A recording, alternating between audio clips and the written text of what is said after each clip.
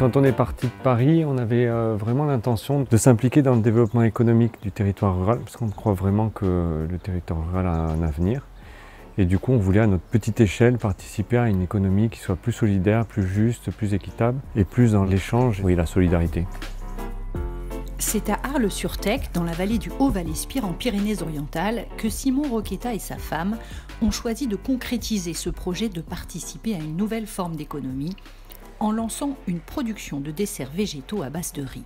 Ça ressemble à un yaourt, mais il n'y a pas de lait dedans, c'est uniquement du riz fermenté. Donc on prend du riz, on le mixe dans l'eau, on va chauffer ce lait de riz maison et à 60 degrés on obtient une crème qu'on va ensuite ensemencer comme un yaourt avec un ferment lactique lui-même issu du riz. Donc c'est 100% végétal et ça va se manger comme un yaourt. Tous les ingrédients des Yodaki proviennent des producteurs locaux ou de leur propre production.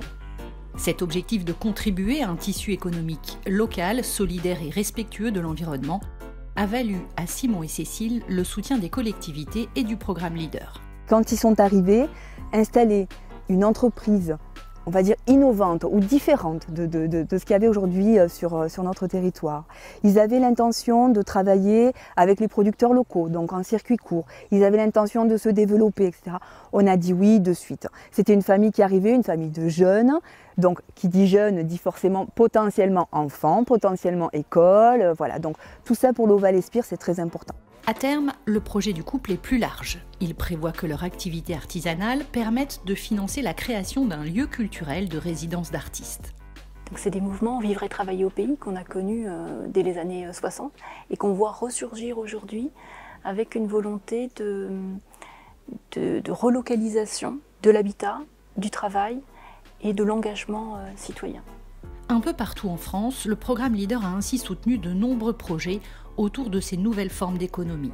Tiers-lieux, coopératives, initiatives pour développer l'économie circulaire, sociale et solidaire ou celle de la fonctionnalité.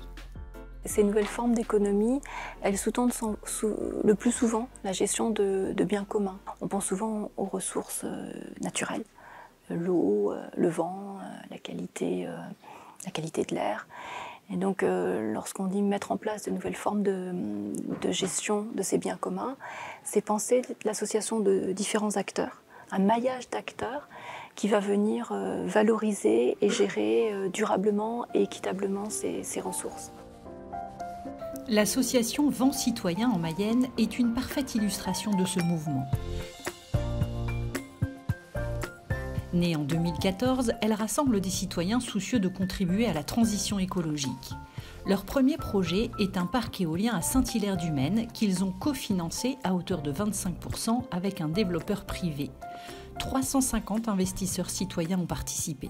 Un parc éolien citoyen, c'est un parc éolien classique qui fonctionne de la même façon que tous les parcs qu'on peut voir. La grosse différence, c'est qu'au lieu que ce soit des fonds de pension, des banques, des assurances, qui soient propriétaires du parc, là ce sont des citoyens. Et quand je dis citoyens, ce n'est pas seulement des gens comme vous, comme moi, c'est aussi des collectivités. C'est-à-dire les citoyens et les collectivités se mettent ensemble pour devenir propriétaires du parc. Je ne dirais pas qu'on invente parce qu'on a beaucoup copié. Le premier parc éolien citoyen, c'est Bégane. Nous, on s'est beaucoup appuyé sur l'expérience et les compétences des autres. Donc on n'invente pas. Je pense qu'on se soutient, puisqu'on est en réseau, on se soutient, on partage des expériences, on fait des choix et on avance ensemble. Fort de cette première expérience qui a bénéficié du soutien du programme Leader, Vent Citoyen a lancé un deuxième projet de parc éolien, 100% financé par les citoyens cette fois, avec l'appui des collectivités convaincues par le premier projet.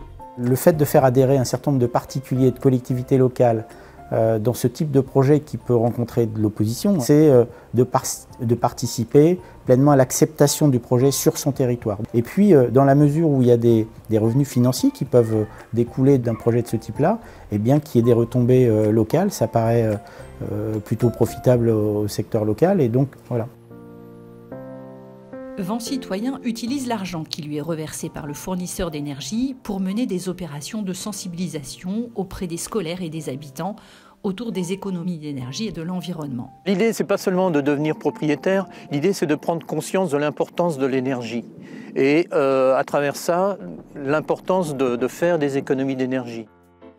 2 exemples soutenus par Leader parmi une multitude d'autres initiatives qui réinventent l'économie rurale.